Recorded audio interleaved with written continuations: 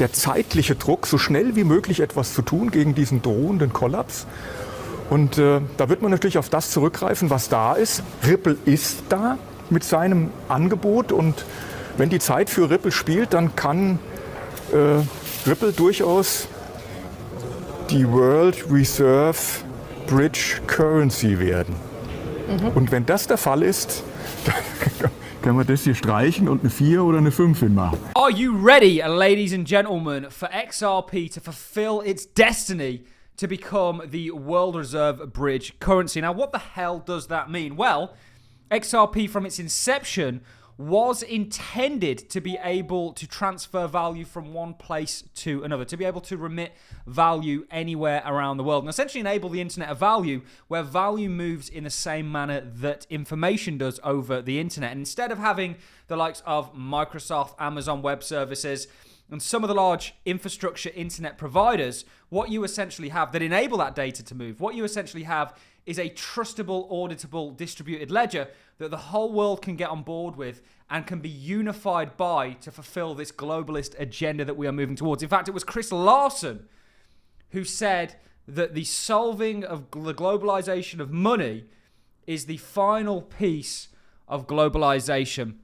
And XRP is here to do that, in my opinion. That was what it was designed to do, to be a bridge currency, to enable not just currencies to transact, so the US dollar to the euro, for example, which is one of the easier ones to transact, but actually value to change from one form to another. It acts as that intermediary, removing the need for middlemen, and essentially it is a technology that the world can get on board, all financial institutions can get on board. They've really are the best positioned in regards to adoption when it comes to the utilization of distributed ledgers for this use case. They're really the number one position as far as institutional partnerships. They're essentially going to enact the financial world of tomorrow, the internet of value that we are moving towards. So what Oliver Mickle is saying there might seem far-fetched to some, but I've done enough research on this sector to understand that actually this is Ripple and XRP's vision. And I believe they're going to achieve it. In fact, it makes sense. Just like the internet fundamentally revolutionized how information and data was sent around the world and brought us into this global age, cryptocurrencies like XRP are going to do a similar thing with value. And that use case is simply massive. When people try and understand the value that these cryptocurrencies can reach, they often compare them to stocks and things like that. And I just don't think they're at all comparable. I largely agree with what Sandy Cowell said about big public blockchains are going to become the ledgers of the world and global utilities within the next 10 years. This, of course, is said by Sandy Cowell, Franklin Templeton's head of innovation, told DL News in an exclusive interview. There's a tremendous amount of opportunity here. So that clip, it's in German, unfortunately, was of Oliver Mickle, who, of course, is the correspondent at the Frankfurt Stock Exchange for cryptocurrencies and blockchains. He's done a number of things, like he's one of the founding members and board members of the Linux Professional Institution EV, which is the German arm of it. A very successful individual, and he's highlighting there XRP's potential to become a world reserve bridge currency, to essentially become a global utility that enables tomorrow's financial world. What I want to do in this video is look at his prediction from a price point of view. Now, he's been very spot on thus far. He was looking at the exact same thing that we were, the sort of wedge-like pattern that XRP was setting up. He was highlighting the similar nature of it in regards to what led to 2017. And of course, it's played out thus far. It's the same thing we were highlighting. Now, our price prediction for XRP, which we'll recap once we've listened to his, is $19.27. He's saying in this video that came out 6 days ago, and I'm sorry I'm late on it, guys, that he could see an $18 XRP price and that the next leg is ahead of us. And we're here to tell you the exact same thing, confirm what he's saying in our beliefs that it's going to do that. Ultimately, it's a waiting game. For us, it's a matter of when, not if, at this point. Let's dive into this. I'll interject to kind of translate. He also talks about XRP flipping Ethereum. Without further ado, let's dive into this clip. 20 beim Bitcoin, 100% hier. Und hier glaube ich, dass wir 200% machen können vom jetzigen Standpunkt aus. Das heißt, auf 8, 9, 10 US-Dollar vom jetzigen Preis aus. Und so sieht man, wie man von oben, von der Marktkapitalisierung, wenn man runtergeht, nimmt die Marktkapitalisierung ab, aber das Potenzial für Bewegung nach oben, was die Preisentwicklung angeht, ist deutlich größer. Wir haben beim XRP eine Marktkapitalisierung mittlerweile von über 200 Milliarden und das ist nur noch die Hälfte von Ethereum. Also wenn Ethereum jetzt stehen bleibt und er sich verdoppelt, gibt es hier einen Flip. Und Der eine oder andere sagt, das ist nur eine Frage der Zeit, wann das kommen wird. Was bedeutet das jetzt in die Zukunft gedacht, wenn man sich das hier anschaut? Man sieht das hier in der Monatsdarstellung sehr schön. So just to interject there and put some context, he's essentially saying that he's looking at XRP's price from where it currently is today on that kind of next leg, doing up to 200%. So if we look at where XRP is today, you're talking about a 200% rally. That's going to take you just shy of $10, in and around $9. Now, what he also says there is that he believes that that essentially could see Ethereum get flipped. There's a major hype around Ethereum right now. Obviously, you're seeing ETH strategy or ETH treasury companies forming. I do think Ethereum's going to go on a kind of Bitcoin-esque run in regards to, you know, when it sort of broke out of similar resistance that Ethereum's currently facing. We'll do a longer video on that. So I do think Ethereum's going to do well. But if you do see that kind of 200% move, you're looking at a $600 billion market cap for XRP. And if Ethereum stays stagnant, it would flip it. I'm not entirely sure if that's how it's going to play out, but I do envision a future where XRP has flipped Ethereum. They're doing two fundamentally very different things. And people often forget that at one point, XRP was the second cryptocurrency to, of course, Bitcoin. So let's listen to what he then goes on to say. Hier ist vergleichbar, vergleichen viele mit dieser Bewegung. Dieses Abwarten hier mittendrin vergleichen viele mit dem Abwarten hier.